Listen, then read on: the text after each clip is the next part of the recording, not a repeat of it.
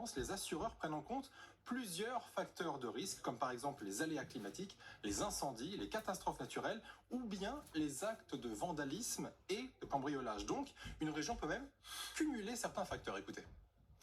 Le fait qu'il y ait les cambriolages qui ont fait que la prime a augmenté, c'est si dans la même région vous avez eu et des intempéries et des cambriolages et un prix de l'immobilier a monté, ben la prime elle a monté. Et je vois apparaître de plus en plus d'assurés qui payent le premier mois pour recevoir leur attestation, qui arrêtent de payer. Du coup, ils envoient leur attestation à leur propriétaire et puis finalement, ils ne sont pas assurés. Donc le propriétaire pense que sa maison est assurée, elle ne l'est pas. Et les personnes n'ont plus assez d'argent pour payer et ne payent que le premier mois et s'arrêtent. Donc ça, c'est très très très dangereux. Ce qui explique aussi que les tarifs peuvent varier énormément d'une année sur l'autre. Regardez par exemple, à Paris, on est passé de 154 à 173%, soit une hausse de 12%. À Marseille, c'est 16% d'augmentation. 14% à Lille et 11% à Angers. Et là, bien sûr, on nous dit que c'est la délinquance qui est manifestement en faveur de cette hausse. Pascal, on voit que dans certains cas, on frôle les 40 euros d'augmentation. C'est réellement un budget qui est supplémentaire, qui a un impact fort pour les Français, pour les foyers. Ah oui, il faut s'habituer d'ailleurs à cette idée que les assurances coûteront de plus en plus cher parce que quand vous procédez, comme on vient de le faire là très rapidement, à une étude de la sinistralité, vous avez une nouvelle carte de France des risques. Alors, il y a les risques qui sont les risques climatiques, forts dans les villes, mais aussi parfois déterminants hors des villes. Toutes ces régions construites sur des terrains instables, très soumis aux variations de température, avec les aléas climatiques qu'on décrit. Tous ceux qui vivent dans ces territoires sont évidemment soumis à des primes de risque élevées. De la même façon, dans les villes, vous avez une sinistralité qui est associée à la délinquance, et plus d'ailleurs à la délinquance contre les biens que contre les personnes. Et c'est bien des biens qu'on assure dans la majorité des cas. Par conséquent, donc, oui, il y a des phénomènes de croisement, enfin des phénomènes de catalyse. Vous avez parfois des risques qui, non pas s'additionnent, mais se multiplient d'une certaine façon, et ça donne une augmentation significative des primes. L'assurance, de façon générale, dans un monde instable, l'assurance va coûter de plus en plus cher. Alors justement, avant que ça augmente encore, regardez déjà le constat qu'on a fait sur le top 10 des villes où ça coûte le plus cher. Évidemment, on commence à Paris, on l'a dit, 173 euros, c'est littéralement colossal. Vient ensuite Boulogne-Billancourt, juste à côté, en région parisienne.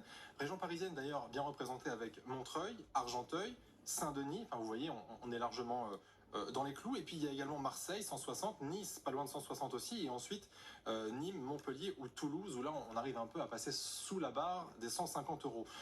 Là où les hausses les plus sévères, on le disait, c'est notamment sur les communes des littoraux. On a vu d'ailleurs récemment, ces derniers jours, beaucoup de dégâts après les inondations dans le Var, notamment au Lavandou. Ça, c'est justement, Pascal, ce qui explique une énorme partie des hausses. Tout ce qui est climatique et qui ne fait que s'accentuer ces dernières années, eh ben, ça se retrouve là dans les contrats d'assurance. Bien sûr, au cours de l'année écoulée, on a traité au moins 2 ou 3 faits climatiques exceptionnels.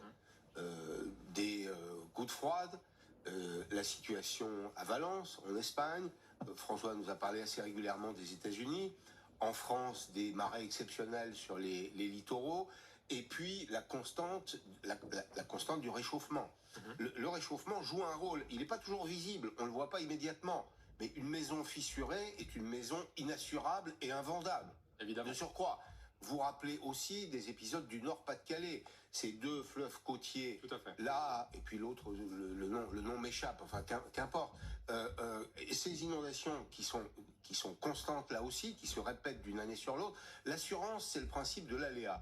Quand ça se produit tous les ans, c'est qu'il n'y a plus d'aléa, et par conséquent, donc l'État est appelé, les collectivités sont appelées pour dédommager les victimes. Littoral en France, littoral aussi aux États-Unis, François, où la situation est telle que certains, face au prix des assurances, n'assurent plus leur maison. Oui, c'est pire parce qu'on l'a bien vu, le déchaînement quasiment mensuel maintenant des catastrophes climatiques aux États-Unis, que ce soit par le vent, par le feu ou par les inondations, c'est catastrophique. Je prends juste un seul exemple. Au Texas, où le risque d'inondation est fort, le prix des assurances a été multiplié par 4.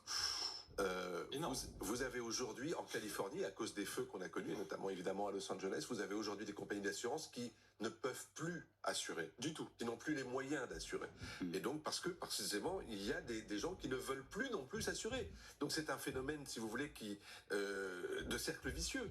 Et donc quand vous avez des gens qui ne peuvent plus s'assurer parce que c'est trop cher et des compagnies d'assurance qui ne peuvent plus assurer parce qu'il n'y a plus de clients pour pouvoir s'assurer, eh bien à ce moment-là, vous vous retrouvez devant des gens qui sont totalement démunis. J'ajoute qu'en Floride, en revanche, où vous avez des risques d'ouragan très forts, eh bien aujourd'hui, pour certains, il est devenu moins cher de reconstruire à l'identique que de s'assurer parce que les assurances sont de plus en plus chères.